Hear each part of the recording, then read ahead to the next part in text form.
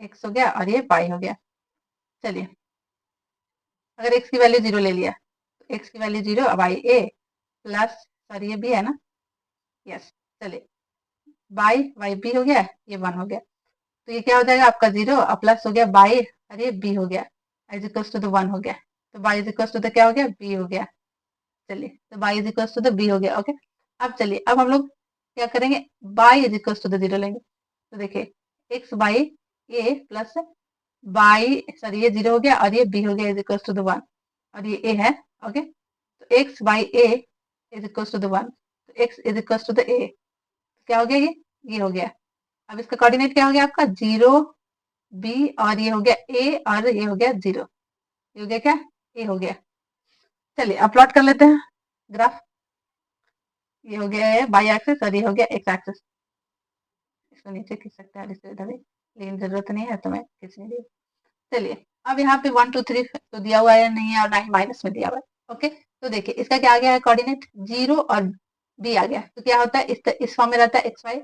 Okay, तो 0 हो गया यहाँ पे एक्स और बाई, हम लोग बी जो बाई है वो बी हो गया, तो मान लेते हैं कि ये बी हो गया।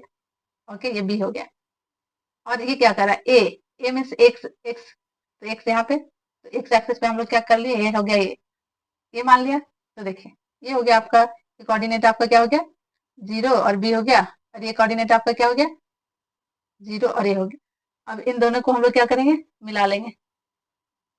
चलिए, मिला लिया। चलिए, हो गया, यही करना था और कुछ नहीं करना। चलिए, अब इसका ये आ गया है, इसका एरिया भी हम लोग अगर फाइंड आउट करने आ गया तो चलिए इसका एरिया भी फाइंड आउट कर लेंगे। तो क्या हो गया, ये राइट एंगल हो गया, राइट एंगल हो गया, ये 90 डिग्री हो गया। तो चलिए, इसका एरिया ऑफ ट्रायंगल भी फाइंड आउट कर सकते हैं। पेन चेंज करने दीजिए। चलिए, ये क्या हो गया आपका, राइट एंगल हो गया, राइट एंगल ट्रायंगल हो गया। ओके, देखिए हो गया। तो अब देखिए इसमें बेस क्या हो जाएगा, ये क्या हो गया आपका बेस, ये हो गया और ये क्या हो गया आपका हाइट, हाइट हो गया आपका बी।